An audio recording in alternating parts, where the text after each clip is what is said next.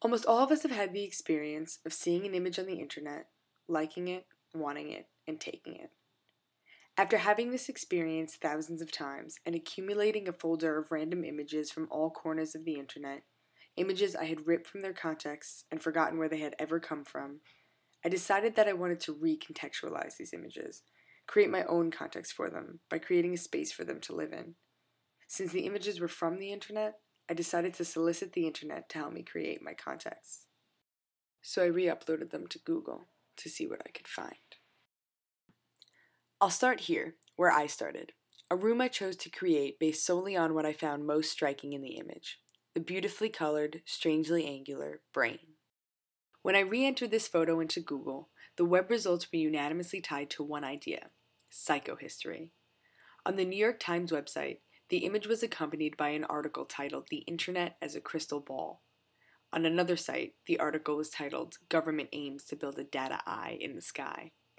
Both articles seemingly explaining how social scientists are trying to mine the vast resources of the internet, such as web searches and Twitter messages, Facebook and blog posts, or location trails generated by billions of cell phones, in order to predict the future. Seemed like an appropriate place to start my own exploration of the internet.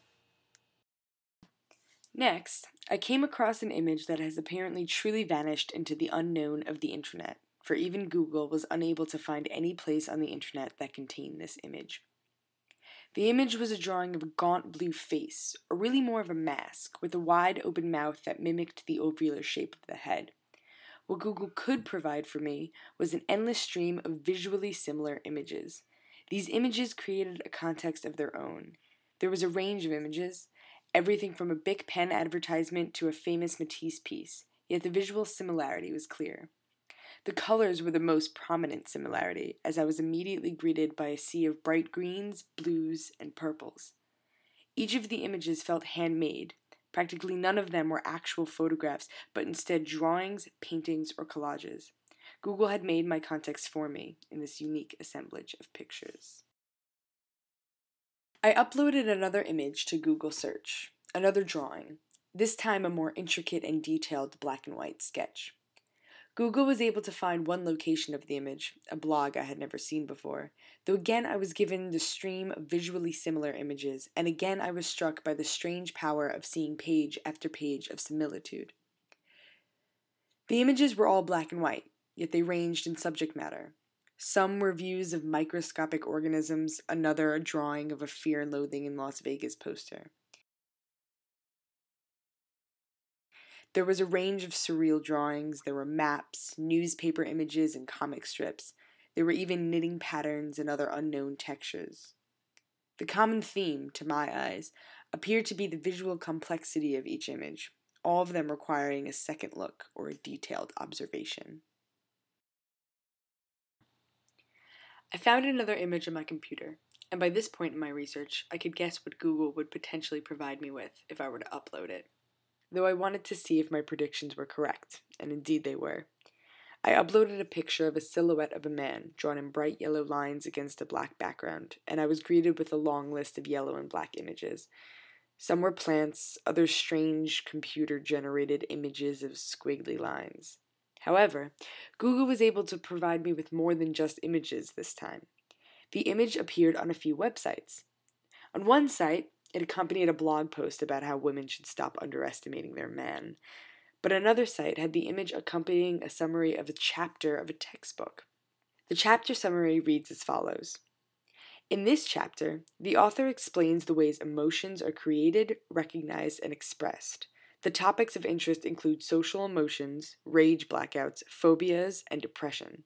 The chapter concludes by suggesting that human ingenuity in inventing psychological and pharmaceutical therapies may one day overcome natural selection.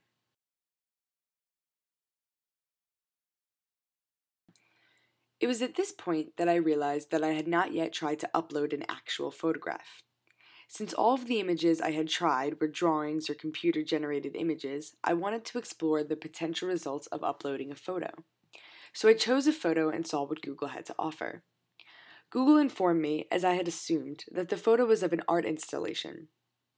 A German artist named René Ramsier had created a room with approximately 2,000 dandelions suspended from the ceiling.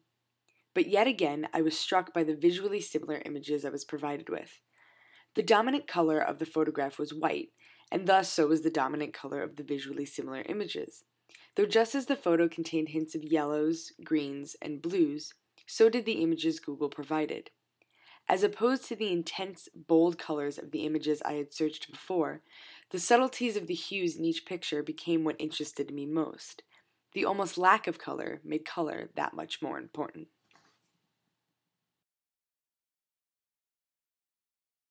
Finally, I chose to upload an image that I already had some knowledge about. The image was a contact print of 5 snippets of film, each consisting of 9 frames from a Man Ray film. In English, the title of the film is Leave Me in Peace. Google was able to confirm this for me, this and the fact that it is currently housed at the Metropolitan Museum of Art. However, it also showed me that this particular picture was the cover of a book called Cinema Militans. The book appeared to be in German, or Dutch, and was accompanied by descriptions of Cinema Militant lectures, which began with such statements as, "Cinema died on the 31st of September 1983, when the zapper, or the remote control, was introduced into the living rooms of the world." Or, "Cinema is far too rich and capable a medium to be left merely to the storyteller." Not knowing much about the topic, I could only assume that the work of Man Ray and his contemporaries was important to the world of the Cinema Militants. And once again, the further images that Google provided me with did not disappoint. A number of the images consisted of pictures of people working or partaking in one activity or another. In this context, many of them appeared as film stills from their own non-existent films, and even the drawings had a cinematic quality in this new context.